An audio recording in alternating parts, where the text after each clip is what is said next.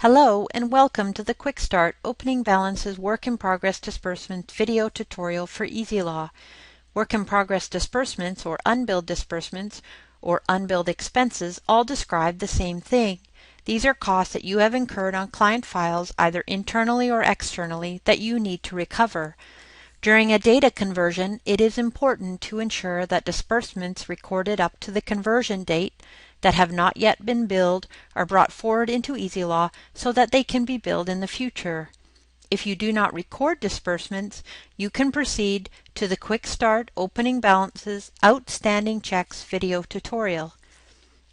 Disbursement entries can be entered in detail so that ESILAW can be used immediately for billing, or disbursement entries can be entered as a total for each client with the description of balance forward.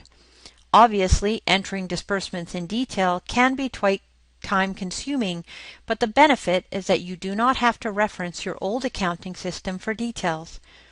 If you enter your disbursements as a total for each client, however, then you may need to look up the details of these transactions when you are ready to bill. Only you can decide which method is best for your firm. If you choose not to enter disbursements in your data conversion, make sure you have a strong system in place to ensure that the disbursements will be included in future billings. Here are a few options for entering opening balances for disbursements.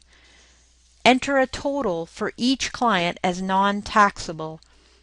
If you choose this option, you will need to ensure you bill the disbursements correctly by manually calculating and entering the tax amount, if applicable, on a bill. Separate each client's disbursements into taxable and non-taxable and enter totals for each. The third option is to enter a total for each disbursement type. For example, enter totals for postage, for photocopies, for courier charges, and so on. Number 4, separate each client's disbursements by transaction and enter each transaction individually. This is the most time-consuming option. To determine the best option, consider how you will bill for the disbursements.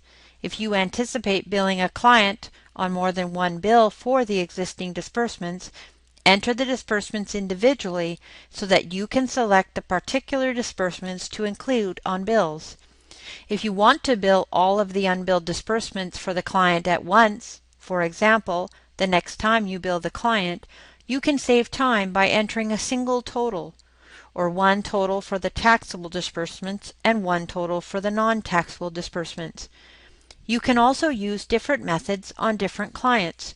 Your goal is to make sure that the total of your transactions is equal to the total disbursements you need to enter for your data conversion.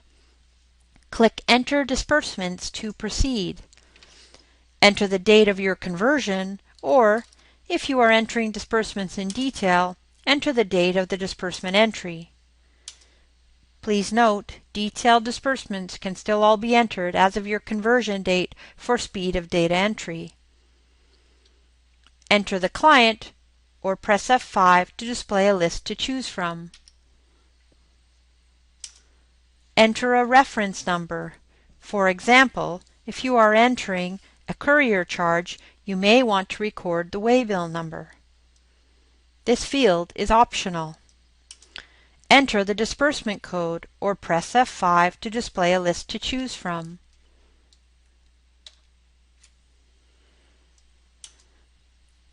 If necessary, enter the appropriate General Ledger expense account for the type of disbursement you are entering. If you have already assigned a default expense account, it will appear automatically. Complete the description if necessary, or press F5 to choose a description from another disbursement code. Click the Quick Fill option to create auto text that will automatically insert in the description field. Press the spacebar after entering a quick fill code to display the auto text related to a code. If the disbursement is a unit rate, enter the quantity. Ensure you enter the correct amount based on the disbursement code tax settings. If the disbursement is taxable, the Tax 1 and/or Tax 2 will calculate automatically. Click Save or press Enter. Continue entering transactions until the total disbursements on the bottom right is equal to the total disbursements being entered in your data conversion. You can exit without posting if necessary and continue entering transactions later, and you can also post the transactions that you have entered in batches.